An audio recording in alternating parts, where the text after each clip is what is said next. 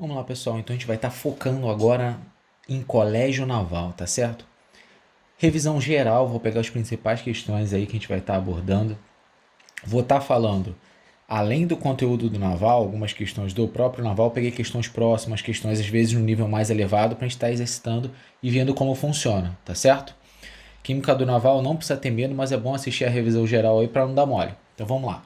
Primeira questão, vamos lá falar da nossa revisão do CN, beleza? Pegar o tópico de química. Primeira questão da lista aí, o que a gente tem? Ó, considere 3 materiais A, B e C que na temperatura de 25 graus Celsius são líquidos e immiscíveis entre si. Então, informação importante. A 25 graus Celsius, eles são líquidos e immiscíveis. Ou seja, o que seria immiscível? É algo que não se solubiliza um no outro, tá certo? Então eles são líquidos e immiscíveis. Cada um deles passou em separado por 2 experimentos para a construção de curvas de aquecimento, conforme detalhado a seguir. Então tem 2 experimentos aí, a gente vai descrever cada um deles para estar explicando o que ocorreu. Primeiro experimento. A, B e C, inicialmente no estado sólido, foram submetidos isoladamente ao aquecimento gradual, partindo da mesma temperatura e condição de pressão. Então aqui a gente já pode colocar o gráfico, né? Vamos desenhar esse gráfico aí, plotar esse gráfico, para a gente estar descrevendo o que acontece. Então aqui a gente tem tempo e aqui temperatura, certo? Aqui é em graus Celsius e o tempo aqui é em minutos, beleza? Aí. Então nós temos 3 curvas. Temos aí a do material A. Então esse cara é o A. A gente tem o do material B.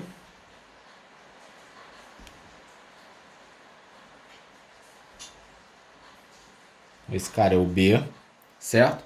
E a gente tem o material C.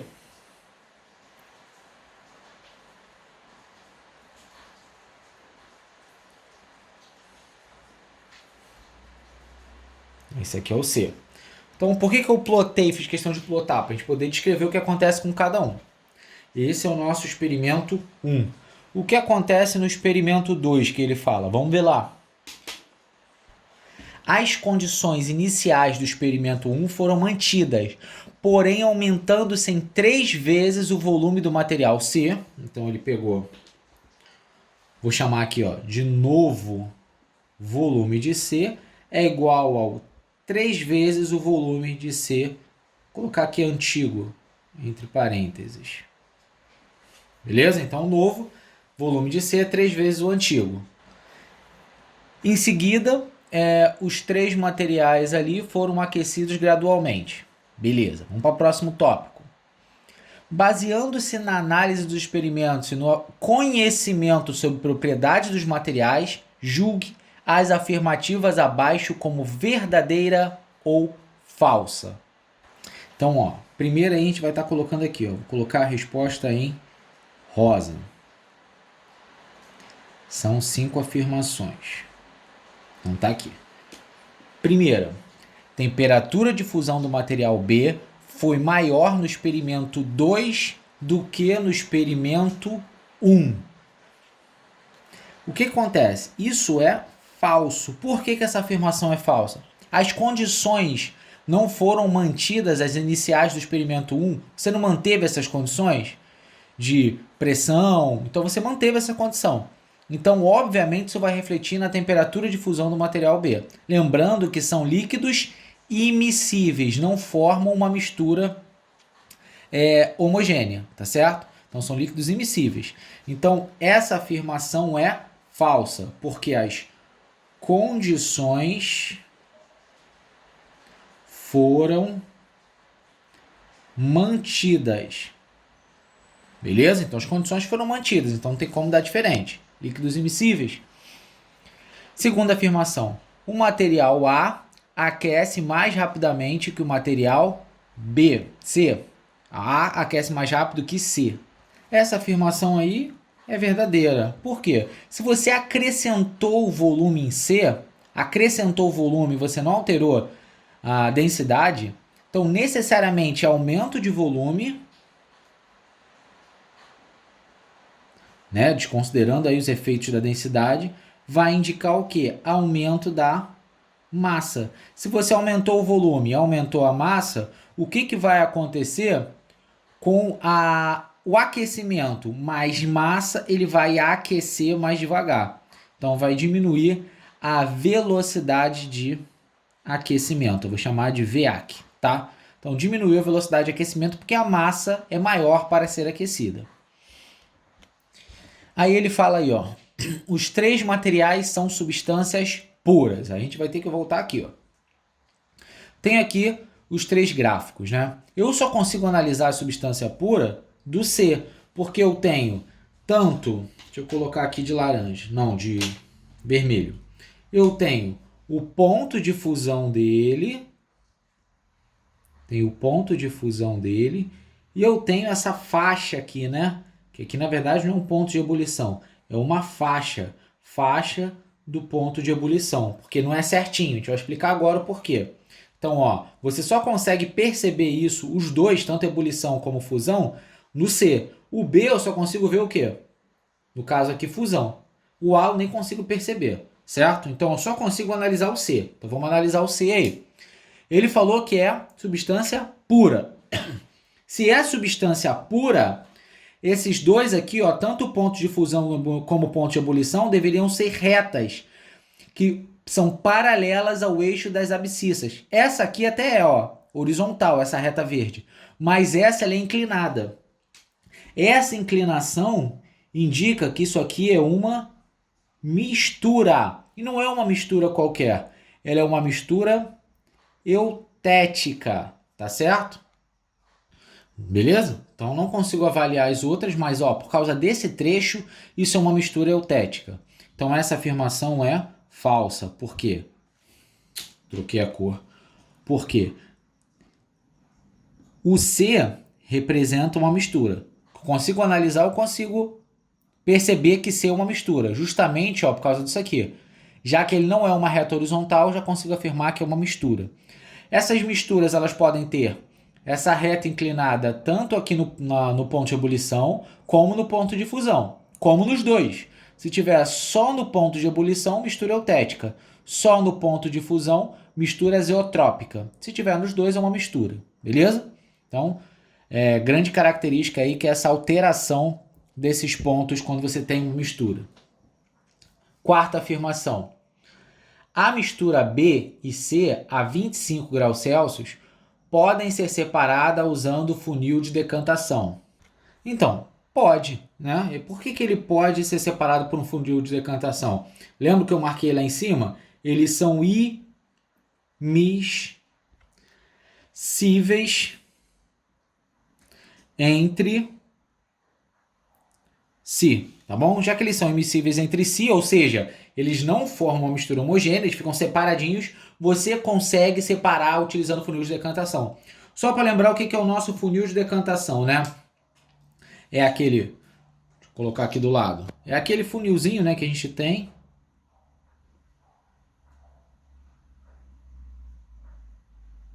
Ele tem aqui uma tarraxinha, né, que você controla o volume. Aqui vocês têm os dois líquidos, vamos supor um líquido 1 e um líquido 2. Você abriu essa tarraxa e começa a gotejar.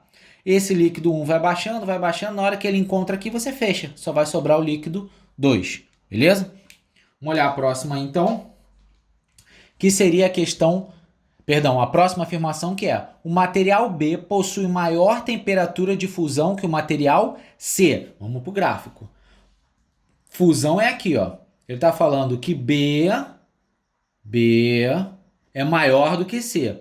Ó, olha na vertical, quem é que está mais acima? O B ou o C? Primeira é sempre o ponto de fusão, segunda é o ponto de ebulição, já que ele falou que saiu todo mundo do sólido. Então, ó, ponto de fusão de B é maior, está mais acima na vertical que o ponto de fusão de C. Então, essa afirmação ela é verdadeira. Temperatura de fusão de B é maior que a temperatura de fusão de C. Tranquilo? Primeira questãozinha, então, ficou FV. Então, o gabarito aí dessa questão ficou a letra O, letra A. Beleza? Questão aí boa para mostrar aí tudo que envolve essa parte de misturas, tá? De vez em quando cai um gráficozinho aí, colégio naval é bom tomar cuidado. Vamos para a próxima.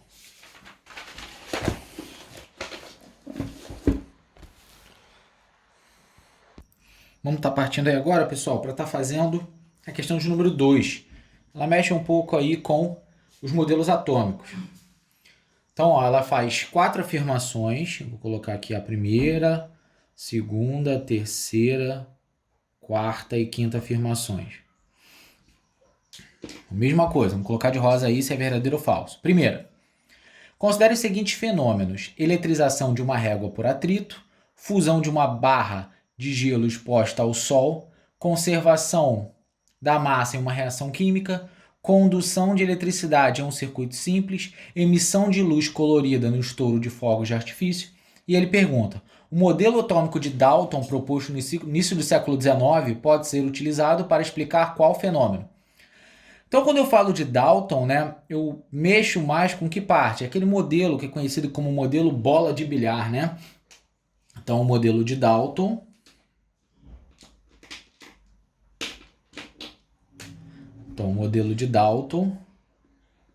é aquele modelo bola de bilhar, que ele considerava que a partícula é esférica, sem carga, certo? E ele consegue, através desse modelo, explicar aí, basicamente, mudança no estado de agregação sem que haja rearranjo atômico, tá certo? Então o Dalton consegue explicar isso perfeitamente. O modelo de Thomson ele já começa a incluir a presença de carga, né? Uma carga positiva com cargas incrustadas em sua superfície, então você já teria começar a atribuir a presença de cargas positivas e negativas. Modelo de Rutherford e Bohr, né? Ele tem cada um entrou com uma parte do conceito, onde fala que os elétrons giram na eletrosfera, a maior massa está presente no núcleo. Então, vamos colocar aqui, né? Modelo de Thomson. Né? Basicamente, o que ele faz? Entra com a ideia de carga. Cargas elétricas. E o modelo de Rutherford, vou colocar até junto, Rutherford. Bohr. Basicamente, ele fala que os elétrons giram na eletrosfera, certo? Os elétrons giram na eletrosfera, eles possuem camadas, existe uma quantização de energia, então são características desse modelo de Rutherford e Bohr, né, com a contribuição de Bohr. Rutherford fez um experimento da película de ouro, vale a pena que de vez em quando cai em concurso, que ele disparou um canhão de partículas e tinha um receptor atrás do filme de ouro para verificar se o átomo era completamente preenchido ou ele tinha espaço vazio. Qual foi o resultado do experimento? A maior parte das partículas passavam direto do filme. Se passa direto pelo filme e poucas são rebatidas, quer dizer que o átomo possui grande parte, né, do seu volume ocupado por espaços vazios, né? Ele possui um núcleo pequeno e o resto é espaço vazio e uma eletrosfera ali, tá certo? Então vamos falar aí um pouco dessas considerações baseadas na lei de Dalton, modelo atômico de Dalton. Primeira, eletrização de uma régua por atrito. Quando eu falo de eletrização de uma régua por atrito, eu estou falando presença de carga elétrica, né? Então aqui estaria mais associado ao modelo de Thomson, né? Que foi o primeiro que introduziu ali carga elétrica. O modelo de Thomson poderia explicar perfeitamente. 2. Fusão de uma barra de gelo exposta ao sol. Sim, esse aí poderia ser. A primeira é falsa e a segunda aí é verdadeira. Por quê? Ele só mostra aí justamente a mudança no estado de agregação, né? Então ele não fala do rearranjo atômico, né? Então não teria problema, eu conseguiria explicar pelo modelo de Dalton perfeitamente. 3. Conservação da massa em uma reação química. Sim, porque quando eu falo de conservação de massa de uma reação química, ela ocorre a partir de um rearranjo atômico, mas você formaria um produto, né? Então você não mexeu na massa, só teve rearranjo ali interno, tá certo? Então quando você tem uma reação química, você mantém a massa, os átomos ali no máximo eles são rearranjados, então Dalton poderia perfeitamente explicar esse fenômeno. Quarto, condução de eletricidade em um circuito simples. Quando eu falo de condução de eletricidade num circuito simples, está mais associado ao modelo de Thomson, né? A presença de carga. Ou ainda até, dependendo aí da situação, como o modelo de Rutherford é um pouco mais robusto também. Então aqui é falso. A emissão de luz colorida no estouro de fogos de artifício. Gente, ó, falso, é bom que eu já explico. Por que a luz fica colorida ali nos fogos de artifício? Porque ali o elétron ele tem um salto, né? Ele tem um salto ali que chamam de salto quântico, né? Onde ele passa de um nível energético para o outro. Gente, quando o elétron, ó, decora isso, quando o elétron você tem a passagem de nível, eu não posso considerar Thomson. Thomson fala que as cargas estão incrustadas na superfície. Então o que tem essa quantização de energia é o modelo de Bohr, né? Eu coloquei Rutherford e Bohr, que normalmente eles são adotados juntos, mas a grande contribuição de Bohr é a quantização de energia, beleza? Então esse aí estaria mais associado a Bohr, que fala dessa quantização e esse salto quântico, né? Que vocês não tem muita noção do que é, mas justamente a passagem de um nível energético para o outro. Então essa é a sequência. FVVFF. Então, ou seja, só 2 e a 3 são verdadeiras. Gabarito, letra B. Beleza? De boa? Então vamos para a próxima, questão de número 3. Então vamos lá, colocar aí essa relação. Questão de número 3 fala o seguinte. Em um frasco contendo água, foi colocado cuidadosamente uma pequena porção de sódio, sódio metálico. Então, tá aí, ó, sódio. Estado metálico. Estado metálico a gente não coloca nada, né? Ele sozinho, ele na forma metálica, né? E foi colocado cuidadosamente uma porção de uma porção de sódio. Durante a reação observou-se a liberação de um gás. Você tinha água e está colocando junto uma porção de sódio metálico. Então a reação é sódio com água. Durante a reação observou-se a liberação de um gás inflamável. Então você tem a liberação de um gás. A gente vai ver aí quem é. A reação é o sódio mais água. Então o que vai formar aí? Vai formar um gás e ele fala que o outro consegue colorir uma solução de fenolftaleína. Só para lembrar, fenolftaleína é um indicador ácido-base, né? Então, fenolftaleína aí, ela é um indicador ácido-base, como eu falei, só que ela vai ficar rosa, ela vai ter a cor quando ela estiver em meio básico.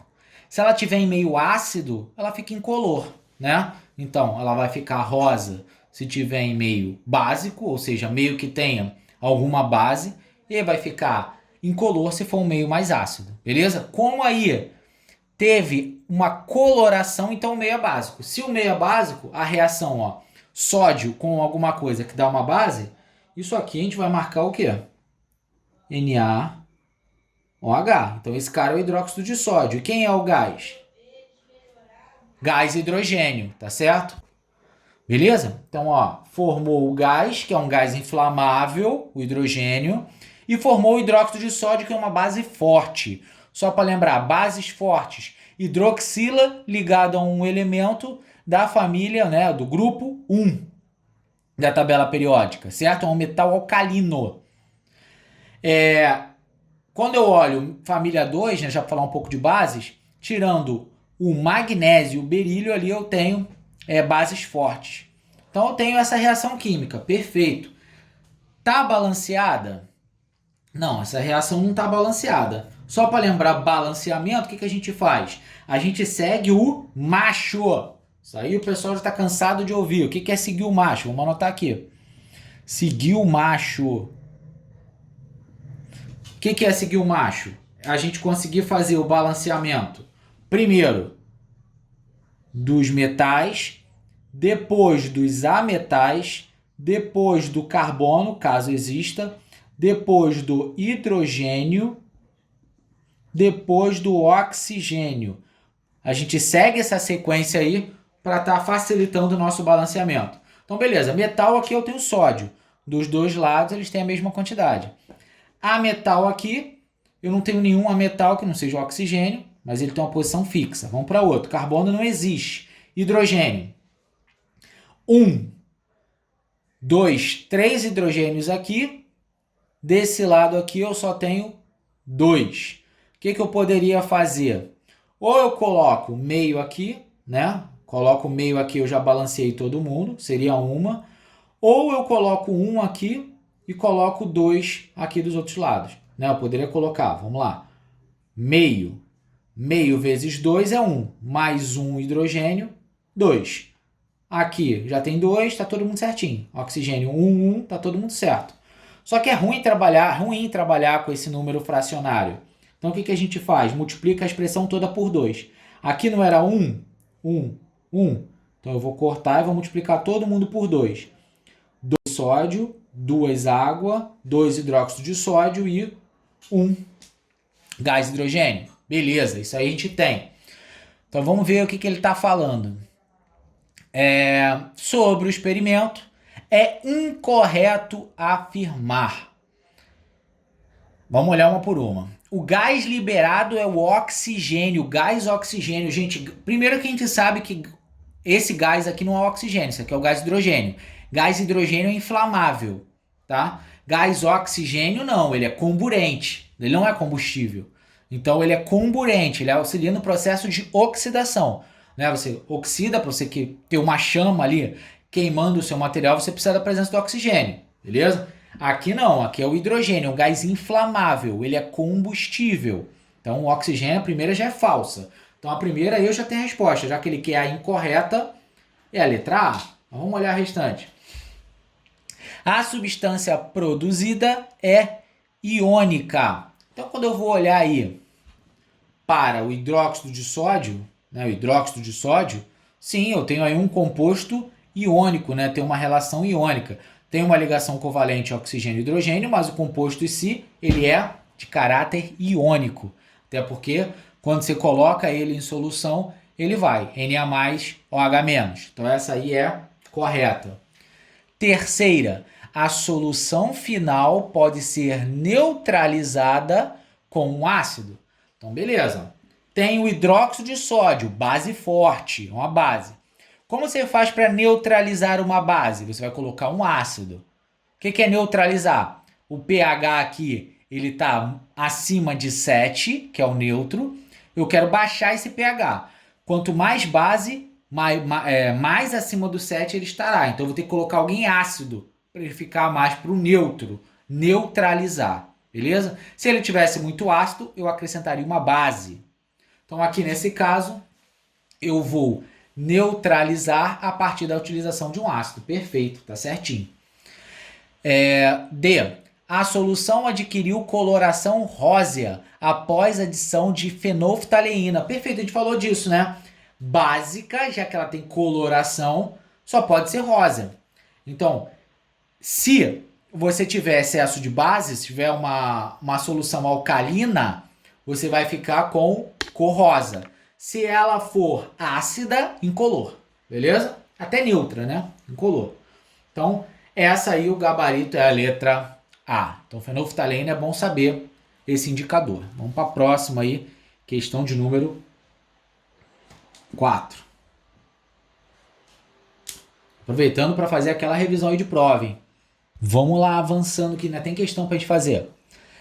Fenômenos químicos são aqueles que envolvem rearranjos dos átomos e assim formação de novas substâncias. Então, fenômeno químico tem reação química. Fenômeno físico, mudança no estado de agregação das moléculas, sólido, líquido, gasoso. Algumas vezes esses fenômenos são acompanhados de evidências experimentais, ou seja, alterações macroscópicas que podem dar indícios de transformações. Contudo, deve-se tomar cuidado, pois são apenas indícios. Um exemplo cotidiano de alteração macroscópica química é... Então vamos olhar aí cada uma das opções. Primeira, a cor verde após a mistura de uma tinta azul com amarela? Vamos colocar aí. Letra A.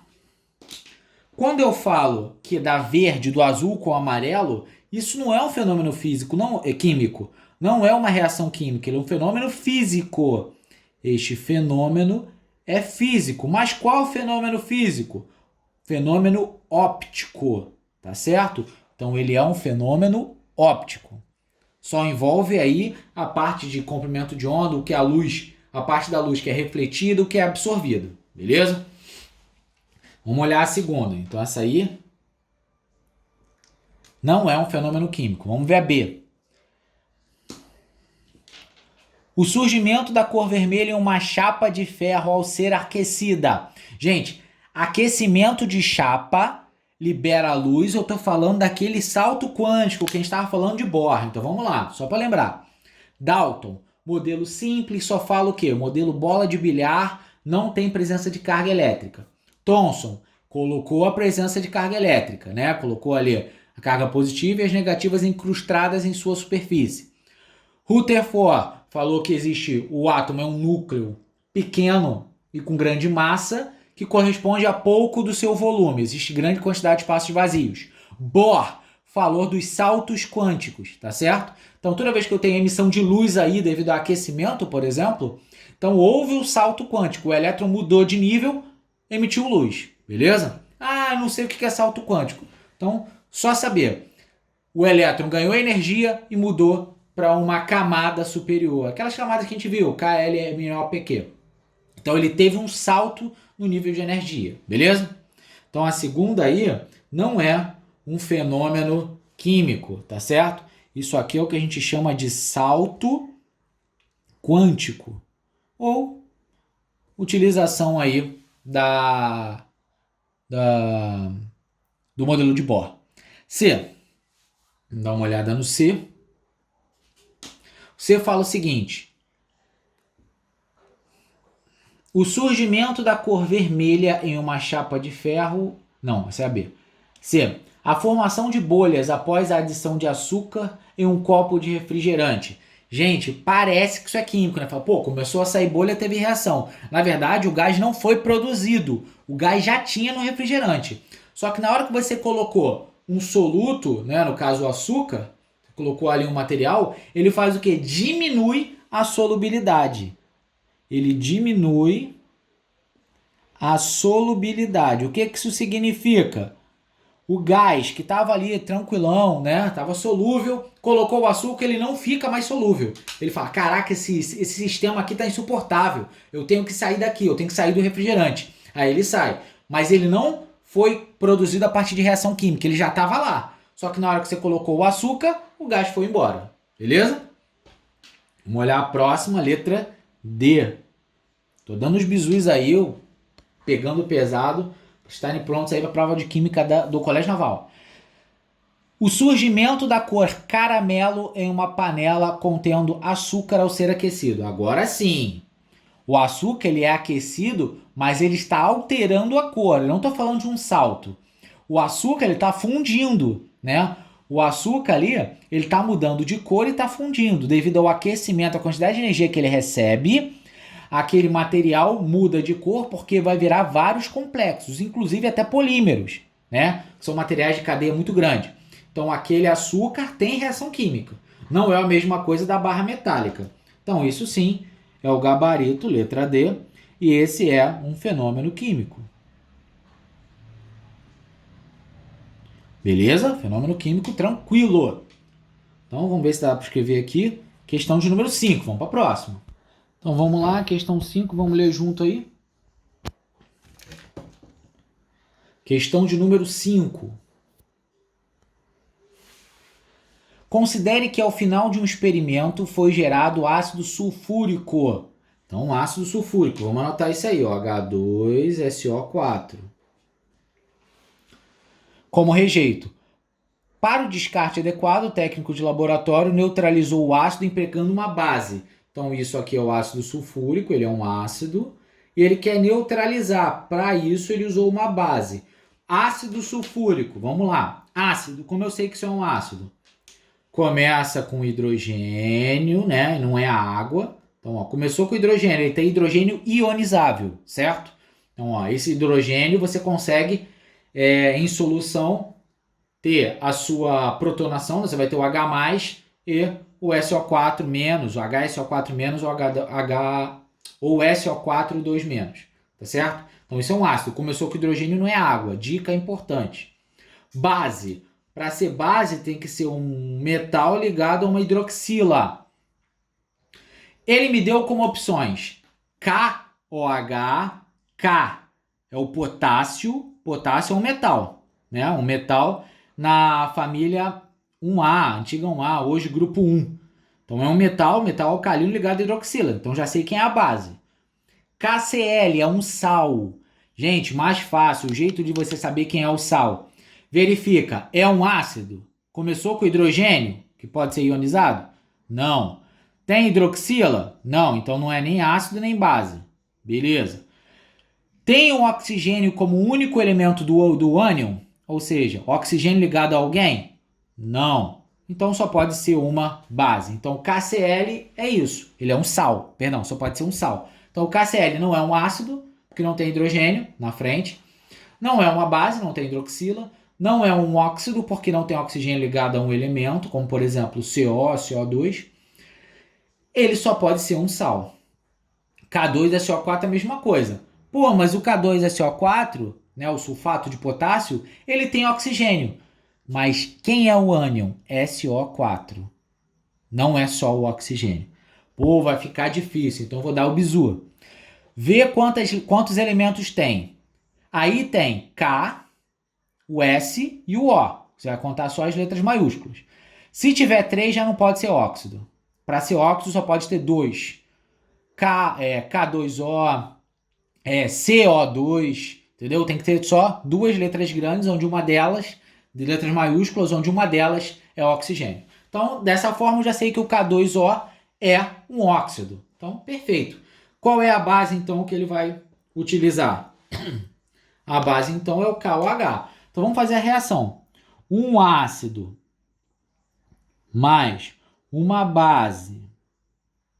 Reação de neutralização. Ácido mais base dá sal mais água. Então, já sei que aqui dá água. Quem é o sal? Ó? Vou juntar esse sulfato aqui com esse potássio, beleza? Então vai ficar o K, seria KSO4, certo? Só que, qual é o NOx aqui, né? Qual seria a carga desse elemento? Eu teria aqui o -2. Esse cara é o +1. Aí eu vou inverter, lembram disso? Esse 2 vem para cá e esse 1 vem para cá que eu não preciso colocar. Beleza? Então é K2SO4. Agora eu vou balancear até de roxo para destacar. Primeiro, vou seguir o macho de novo. Ó. Metal, quem é o metal? Potássio, aqui tem 2 desse lado e aqui só tem 1. Então aqui eu tenho que botar o 2. Beleza? A metal, vamos ver o enxofre. Só tem 1, aqui só tem 1, tá perfeito. Hidrogênio, 2, 4, tá certo?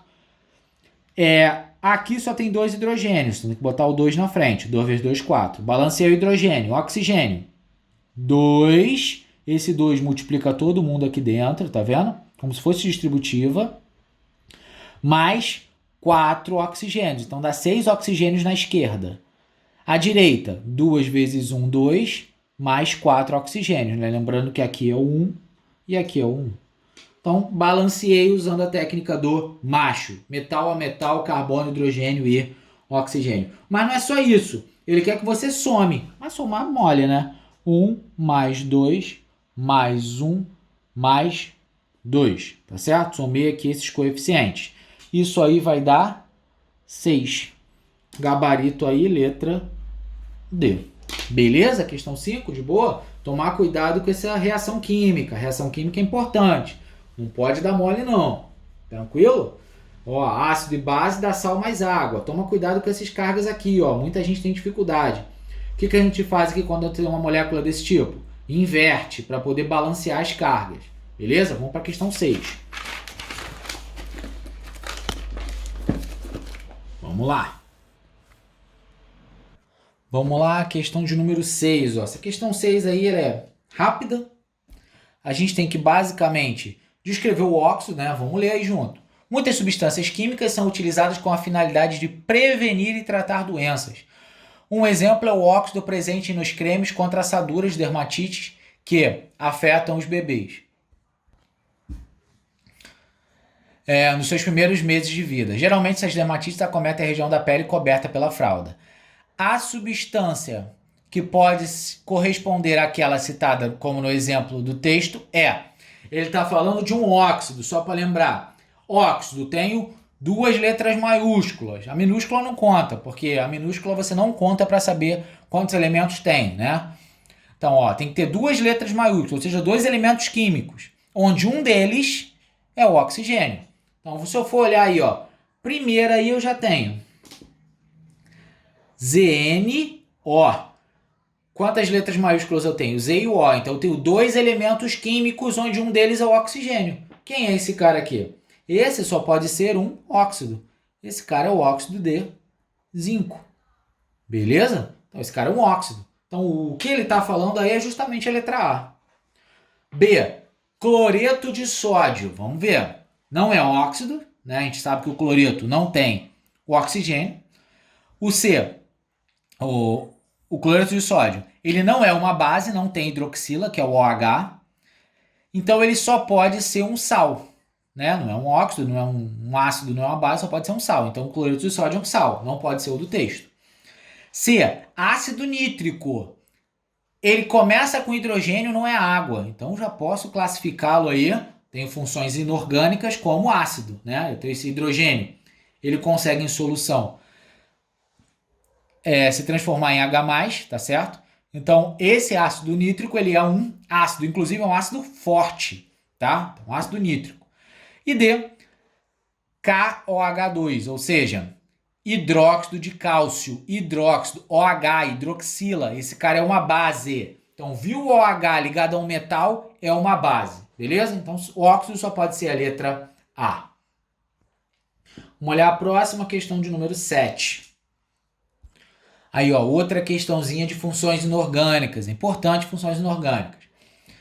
Em 2011, uma carreta que transportava 19 mil litros de soda cáustica, hidróxido de sódio, tombou na BR-101, próximo ao Rio Pium, em Natal.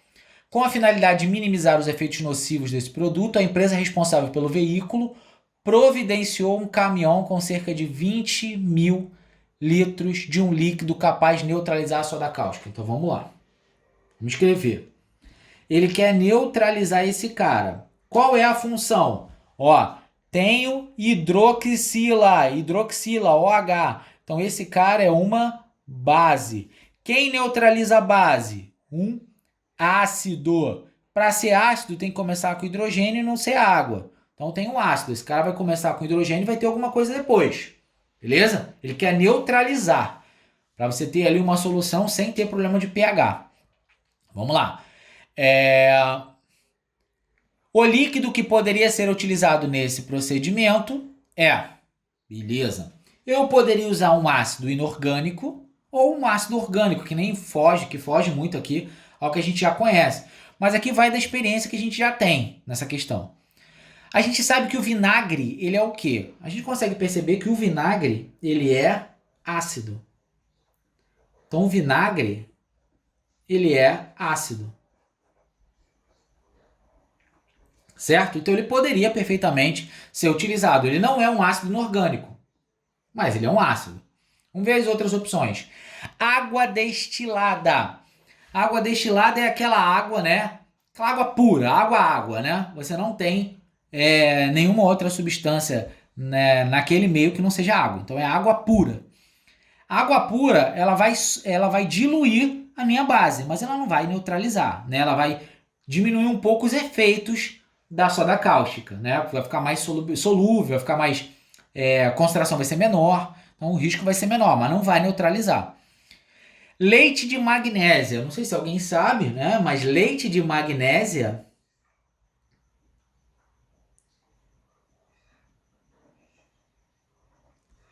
ele é o quê? MgOH 2, ele é uma base fraca. Gente, a gente neutraliza a base com base? Não. Então isso aqui, ó, não pode ser. Teria que ser um ácido. Então isso aqui é falso. Água destilada é água pura. D, solução de bicarbonato de sódio. Não, a solução de bicarbonato de sódio não dá para ser usada ali naquele caso para você conseguir neutralizar uma soda cáustica. Não dá para usar o bicarbonato de sódio para esse efeito. Beleza? Então o gabarito aí seria justamente a letra A. Suave? Vamos para a próxima, que tem muita questão aí para a gente resolver. Questão 8. Um copo contendo água mineral gaseificada com pedras de gelo é uma mistura. Então, olha só. Um copo com água mineral gaseificada, pedra de gelo. Eu tenho várias fases atuando ali, tá certo? Então, eu tenho a presença de fase sólido, que é o gelo. Você tem a fase líquida, que é a própria água mineral. E tem a fase gasosa, porque essa água é gaseificada. Então, você tem 3 fases ali. Se você tem 3 fases em uma mistura, só que essa mistura você consegue perceber ali, principalmente devido ao efeito do gelo, né? Que é o mais fácil de visualizar.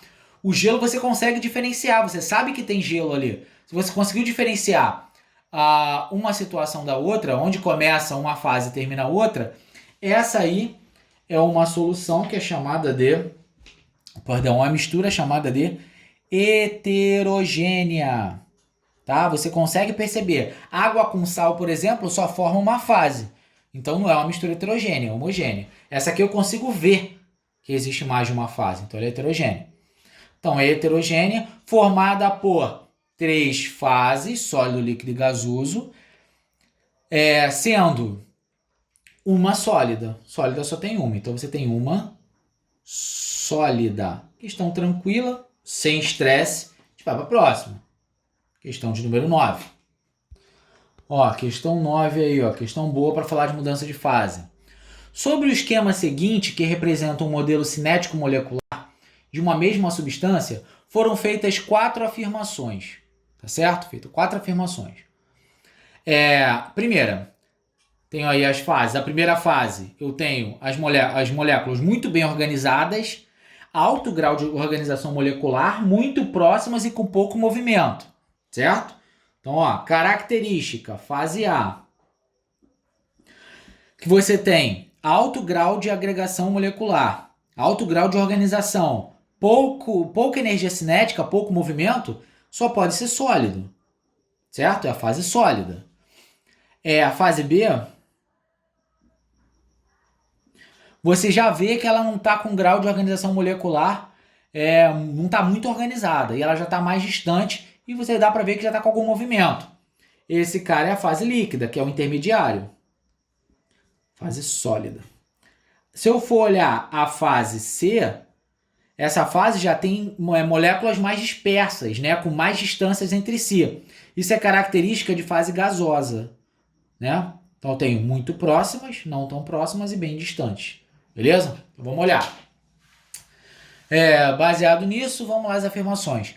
Ao passar da fase B para a fase C, o sistema absorve calor. A primeira afirmação, ela é segunda, terceira, quarta. Então a primeira afirmação, ela é verdadeira. Por quê? Da fase líquida para a fase gasosa, você tem absorção de calor, né? Você precisa fornecer calor. Então você precisa absorver calor para que haja mudança. Para você pegar água, um exemplo, né? Pegar água, quer fazer com que ela entre em ebulição. Você fornece energia para ela, você coloca ela dentro de uma panela e aquece, por exemplo. Então absorve calor, isso aí é verdade. A primeira afirmação ela é correta. A segunda, o grau de agitação molecular em A, grau de agitação molecular na sólida, é maior do que na líquida. Não. Grau de agitação, ela cresce assim, ó. Menor, intermediária, maior. Maior agitação é na gasosa. Essa aqui é mais ou menos, e essa aqui é muito pouca, a agitação é muito pequena. Então essa é falsa. Aí ele fala, o processo 2 ocorre com liberação de calor. Não. Ele ocorre com absorção de calor. 4. No processo 1 ocorre o fenômeno da fusão. Perfeito. Só para lembrar. Sólido para o líquido, fusão. Líquido para o gasoso, vaporização. Gasoso para o líquido, eu tenho o fenômeno da condensação, liquefação, depende do efeito. Do líquido para o sólido, solidificação. Sólido para o gasoso direto, eu tenho o fenômeno chamado de sublimação e a volta, ressublimação. Falei de todos, sendo que a vaporização ela é dividida em 3. Evaporação, que é uma passagem lenta e gradual. Ebulição, que atinge o ponto de ebulição, passagem rápida. E calefação, passagem muito rápida do líquido para o gasoso. Atinge o ponto de ebulição também, com uma maneira tão veloz que faz até barulho. É aquele famoso tss, quando você pega água e salpica numa frigideira quente. Beleza? Então falamos aí um pouco dos 3 estados físicos. Eu vou colocar aqui só por desencargo de consciência, porque eu sei que vocês já sabem. Beleza? Deixa eu chegar para cá. Então eu tenho aqui é sólido, aqui eu tenho líquido, aqui eu tenho gasoso. Então aqui é a fusão, daqui para cá eu tenho a vaporização, à volta eu tenho a liquefação ou condensação, à volta aqui eu tenho a solidificação, beleza? A passagem direta eu tenho a sublimação e à volta eu tenho a ressublimação. Tranquilo? Então vimos aí os principais e vamos partir para outra. Questão de número 10. Estou fazendo a revisão de tudo, hein? Vamos lá, questão 10. Vamos fazer aí a questão 10. Até que esteja própria para consumo, a água é submetida a vários processos de tratamento após a captação. A primeira etapa consiste na adição de uma substância química denominada sulfato de alumínio, a LSO4, 3, né? A L2SO4, 3. A seguir está representado. Ele tinha impurezas, adicionou sulfato, aquilo virou, teve uma aglomeração, né, desse sulfato com as impurezas e elas desceram. Quando você coloca uma substância e essa substância ela faz com que as outras se unam para facilitar a retirada, isso tem um nome. O nome disso é floculação, vira um floco. Muito utilizado aí até em tratamento de esgoto. Então você tem a floculação, virou um floco, e esse floco ele serve para quê? Ele desce. Na hora que ele desce, que fenômeno é esse? Decantação, ele decanta. Tá certo? Então o fenômeno da decantação. Dessa forma, gabarito aí sem estresse é a letra C. Processos de separação tem que saber, cai de vez em quando na prova. Vamos lá, vamos estar avançando aí. Vamos pegar o próximo tópico, próxima questão. Questão importante para a gente estar falando, falar um pouquinho de cálculo estequiométrico, né? Pegar um pouquinho daqueles balanços que todo mundo gosta, eu tenho certeza. Vamos lá. Questão de número 11.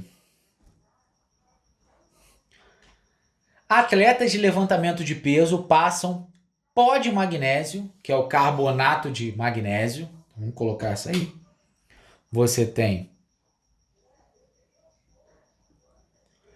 o carbonato de magnésio em suas mãos para evitar que o suor atrapalhe sua performance ou até mesmo cause acidente.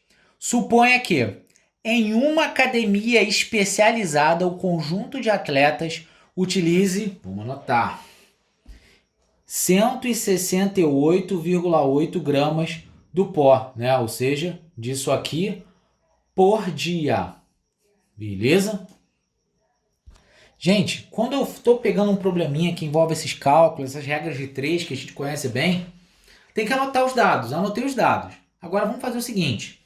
Ele está querendo a relação magnésio com carbonato. Então eu sei que carbonato, MgCO3, cada um apresenta um magnésio.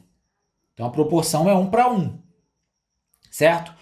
Só que quando eu trabalho com essa relação, com essa reação, carbonato de magnésio para magnésio, vou fazer a relação. Qual é a massa molar disso aqui? Porque um mol vai ter certa quantidade de massa. Um mol aqui tem outra quantidade de massa. Então, se eu for fazer, ó, massa do carbonato de magnésio, se eu somar a massa do carbono, do oxigênio e do magnésio, se eu fizer essa conta, eu vou encontrar 84 gramas de carbonato, né? Eu sei que oxigênio 16, carbono 12, magnésio, a massa dele é 24. Então, eu achei a massa 84 gramas. Essa massa vai dar quanto para a massa de magnésio? Só olhar na tabela periódica. 24 gramas. Então, a proporção é 84 para 24. Ou seja, a cada 84 gramas de carbonato de magnésio, eu vou ter o quê? 24 gramas de magnésio. Perfeito. Então, vamos para as contas. Só que eu não tenho 84 gramas. Quanto eu tenho? 168,8. Vamos fazer primeiro por dia. Isso em x. Regra de 3. Multiplicou aqui em x, não é isso? Vai ficar 84x é igual a 168,8 vezes 24.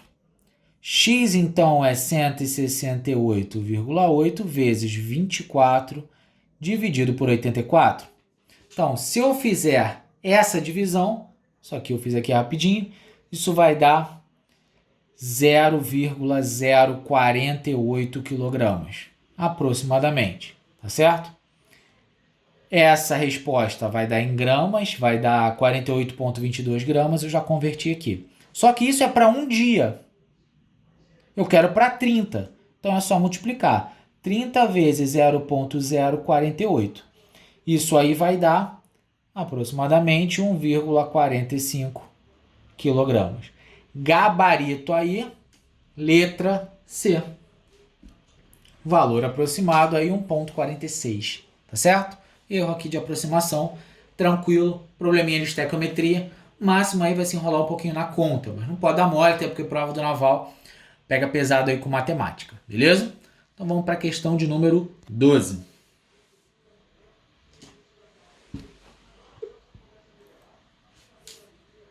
Então vamos ler juntos aí o número 12. A água da chuva é naturalmente ácida, devido à presença de gás carbônico encontrado na atmosfera. Esse efeito pode ser agravado com a emissão de gases contendo enxofre. Então, ó, presença de gás carbônico. Então, a primeira coisa que já tem que fazer, identificar quem é esse cara. Então, você tem aí gás carbônico, que ele vai perguntar aí quem é. Depois, dióxido e trióxido de enxofre. Então, você tem o dióxido de enxofre, certo? E você tem o trióxido de enxofre. Vamos continuar lendo. Principais poluentes que intensificam esse fenômeno. Um dos prejuízos causados pela chuva ácida é a eliminação do teor é a elevação do teor ácido do sólido, implicando diretamente a fertilidade na produção agrícola de alimentos. Chuva ácida é um problema que a gente sempre passa, né? Até o controle aí de combustíveis de origem fóssil, né? O diesel, a gasolina, tem altos índices aí de enxofre e são complicados que ele libera esses gases que causam a chuva ácida. Tem grandes problemas aí na agricultura. Para reduzir a acidez provocada por esses óxidos, frequentemente utiliza-se o óxido de cálcio. Perfeito. Então ele falou o último aí que ele queria. Show. Então vamos colocar as fórmulas moleculares, que é o que ele pergunta. Então vamos citar essas fórmulas. Gás carbônico é mole, é o nosso CO2. Já sabe que é CO2, o gás carbônico, e o monóxido de carbono é o CO. Então aí eu já fico entre B e C, de cara. Dióxido de enxofre. Dióxido, 2 oxigênios ligados ao enxofre. Então eu tenho SO2. Trióxido, 3 oxigênios ligados ao enxofre. SO3. Óxido de cálcio. Então tem aqui, ó, CaO, óxido de cálcio. Gabarito aí disso, letra B. Beleza? De boa, sem estresse. Vamos para a próxima questão de número 13. Vamos lá, ele está falando o seguinte na 13. Ao reagir um metal alcalino terroso no terceiro período da tabela periódica. Vou chamar aqui, vamos supor que eu não sei, vou chamar ele de M. Já que ele está no segundo, ele está na metal alcalino, né? Está no grupo 2, ele tem aqui, ó, 2 mais ou mais 2. Ele vai se ligar com um halogênio, família 7A ou grupo 17. Então vou chamar aqui, ó, halogênio, vou botar como sendo um metal, vou botar de A. Como ele é grupo 17, né? 17 ele vai precisar de um elétron para completar. Então aqui, ó, menos 1 ou 1 menos. Então tem isso aí. Se eles se ligarem, o que vai acontecer? Eu vou inverter isso. Então, como resposta, eu vou ficar com MA2. Minha molécula tem que ter essa característica. Metal 1 com 1, uma unidade e 2 ametais iguais. E essa aqui, essa ligação, ela vai ser o quê? Metal a metal. Isso aqui vai ser iônico, certo? Iônico, metal a metal. Metal, metal, você tem ali a ligação metálica, né? A metal a metal, você tem ali a característica de covalente. Mas vamos lá. Ao reagir no metal alcalino terroso do terceiro período da tabela periódica com o do segundo período, só você olhar a tabela periódica, saber quem é metal alcalino e halogênio e saber os períodos, né? Você sabe que o metal alcalino terroso, ele está no grupo 2, né? Segunda coluna, e halogênio está no 17, 17ª coluna da tabela periódica, coluna vertical. Olhou ali, período é horizontal, igual batalha naval, não sei se alguém joga ainda, mas viu ali qual quadradinho, colocou, você matava a questão sem estresse, né? Mas não sei olhar na tabela, é complicado, mas pelo menos isso aqui eu sei, mais 2 e menos 1. Sei que o composto é iônico, né? Qual é o que eu tenho? Composto iônico e tem um metal com esse formato. Só pode ser a letra A. Poderia rolar dúvida com o MgCl2, porque o Cl também é halogênio, né? Tá no grupo 17. Só que ele não está no segundo período. E não tem opção que tenha essa característica iônica nesse formato, beleza? Então vale a pena conhecerem a tabela periódica, saber quem é coluna e quem é período. Quem é grupo, quem é período. Tá certo? Então gabarito aí, letra A.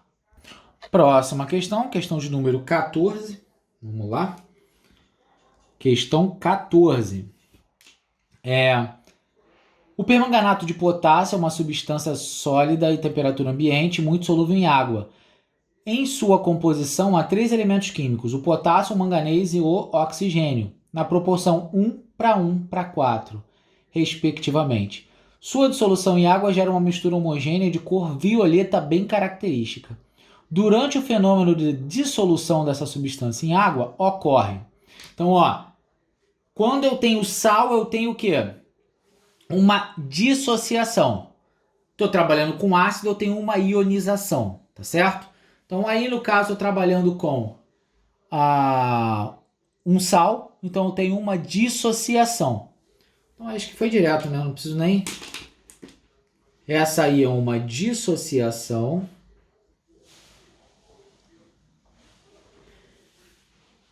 Certo? Dos seus íons.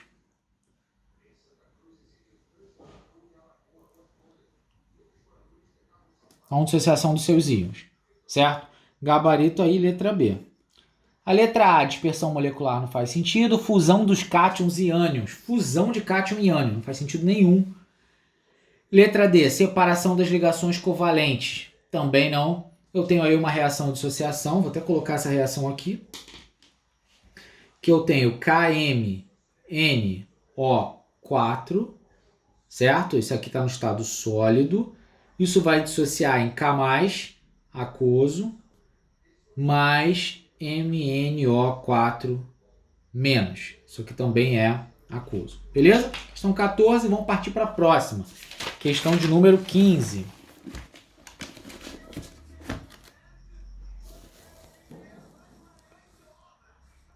Vamos lá.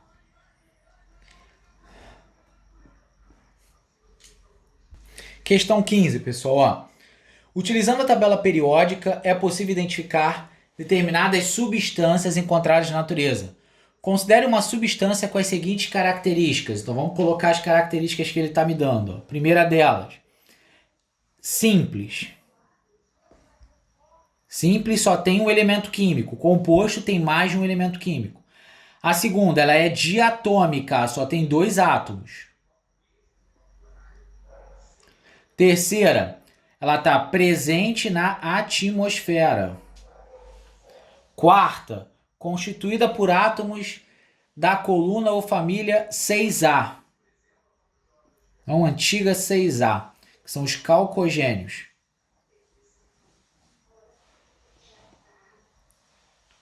Beleza? Então, antiga 6A. Olhou a tabela, é fácil matar. É simples. Vou olhar as possibilidades. Ó, eu tenho CO2, eu tenho N2, eu tenho O2, perdão, eu tenho O3 e tenho O2. Ele falou que ele é simples. Já não pode ser. Isso aqui é composto.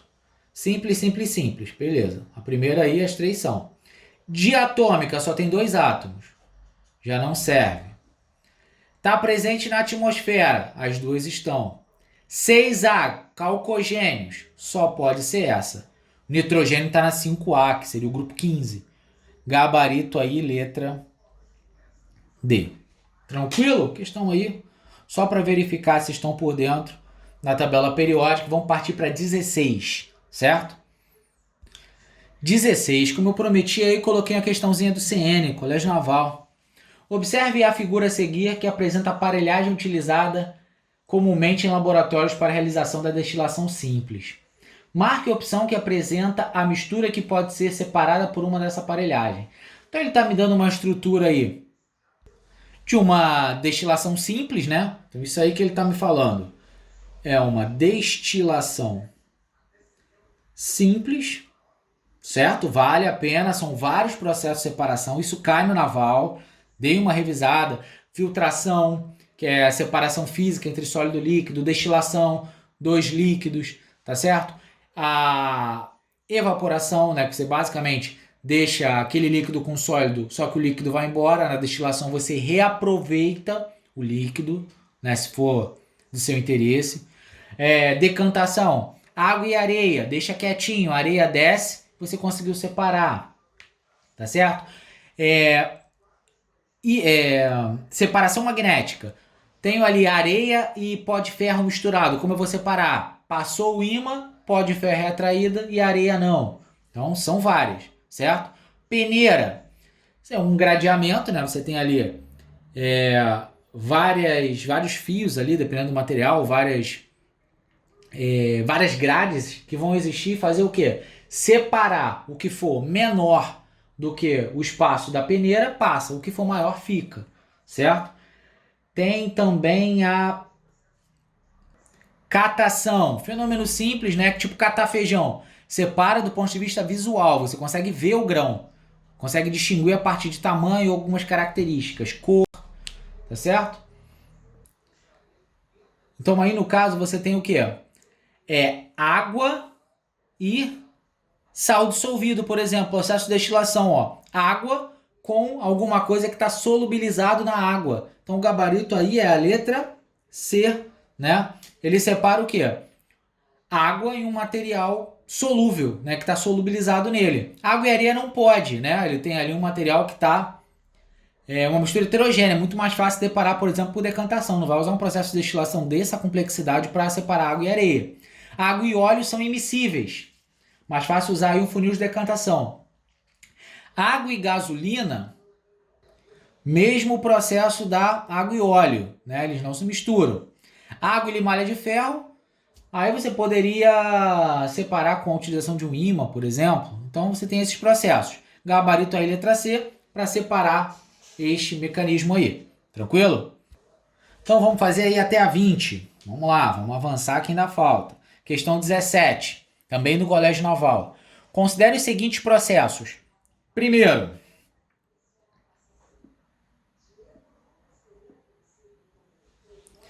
a atração do ferro pelo ímã. A atração do ferro, vamos ler, né? Considere os seguintes processos. Atração do ferro pelo ímã. Segunda, combustão da gasolina. Terceiro, desaparecimento de bolinhas de naftalina. Quarto, enferrujamento de um prego. E ele pergunta, são processos químicos. A atração do ferro pelo ímã é um processo químico? Tem reação química? Não, não é um processo químico. Então esse é falso, certo? Ele é falso. Segunda, combustão da gasolina. Combustão é queima, é o processo de reação química, vai transformar em energia, essa aí é verdadeira. Terceiro, desaparecimento de bolinhas de naftalina, fenômeno físico, não tem reação química, sublimação, principal exemplo de sublimação. Enferrujamento de um prego, químico, muda a propriedade do prego. Se ele vira, já viu como é que é a ferrugem? É aquelas cracas quebradiças, não tem nada a ver com o material do prego no seu estado metálico. Aqueles óxidos não geram nem proteção, né? Se você estiver trabalhando ali com ferro, por exemplo. Então, o gabarito 2 e 4. Letra D. Certo? Questãozinha do naval, vê que aí já é uma questão bem simples, né? 18. Ó, vamos lá. Você consegue ver que as questões do naval são até mais simples do que eu estava mostrando. Vamos pegar pesado aí para a gente gabaritar no naval. Então, ó, 18. A queima do magnésio, ó, falou em queima, dica importante, ó, bizu, queima, usa o oxigênio. Processo de queima tem o oxigênio ali presente. Beleza. Quero saber o que forma. Queima com oxigênio, emite luz branca, resultado óxido de magnésio, MgO. A equação da reação devidamente balanceada. Já tenho a reação, vou balancear ela. Seguir o macho, metal a metal, carbono, hidrogênio e oxigênio. Aqui é metal e oxigênio direto. Primeiro, metal, magnésio está balanceado. Oxigênio, vou botar um meio aqui na frente. Aqui é o 1, aqui é o 1. 1 oxigênio, meio vezes 2 é 1. Está todo mundo balanceado. Mas como eu não gosto de trabalhar com número fracionário, é só multiplicar a expressão toda por 2. 2, 1, 2. Beleza? Então, o gabarito aí vai ser letra B. Gabarito letra B. Questãozinha do naval, tranquilaça. Questão de número 19. Questão 19. Vamos lá. Outra questão do naval. Considere as seguintes misturas heterogêneas de sólidos. Vamos colocar aí.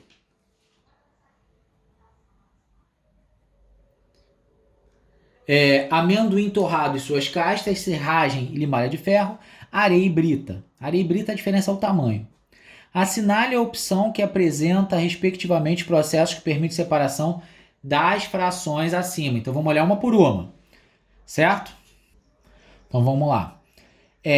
Primeiro, amendoim torrado e casca. Gente, amendoim torrado e casca tem um processo de separação bem interessante que usam aí pro alpiste dos passarinhos. O que o pessoal faz? Quer separar as cascas do que ainda tem alpiste, ainda tem o nutriente dentro. A gente usa o fenômeno, né, o processo chamado de ventilação. Você sopra, o leve vai e o pesado fica. Depois, serragem e limalha de ferro. Você coloca eles em água e vê qual flutua. A serragem vai flutuar e a limalha vai afundar. Seria um processo. Pode ser. Terceiro, areia e brita. Areia e brita tem diferença no tamanho. A gente vai usar aquele gradeamento, né? Tudo sólido. O maior fica e o menorzinho passa. Então isso a gente vai usar peneira. Peneiração. Então o gabarito aí só pode ser a letra C. Beleza? Gabarito letra C. As outras aí não faz sentido. Então vamos fazer aqui a última, pequenininho, outra do naval. Só para vocês verem que a questão naval não é nada complicado, né? Misturei, peguei questões aí diferentes, que não são do naval, mas parecidas, às vezes o nível até maior. Vai ver que naval é tranquilo. A chuva ácida é um fenômeno químico resultante do contato entre o vapor de água existente, dióxido de enxofre, óxido de nitrogênio. O enxofre é liberado principalmente por veículos movidos a combustível fóssil. Os óxidos de nitrogênio, por fertilizantes. Ambos reagem com vapor d'água, originando respectivamente os ácidos sulfuroso, vamos anotar, sulfuroso, sulfídrico, sulfúrico e nítrico. Beleza, então vamos lá. Sulfídrico, vamos lá. Terminou em hídrico, não tem oxigênio. Então você tem hidrogênio e enxofre. Aqui é mais 1, aqui é menos 2. Você faz aquele processo de trocar.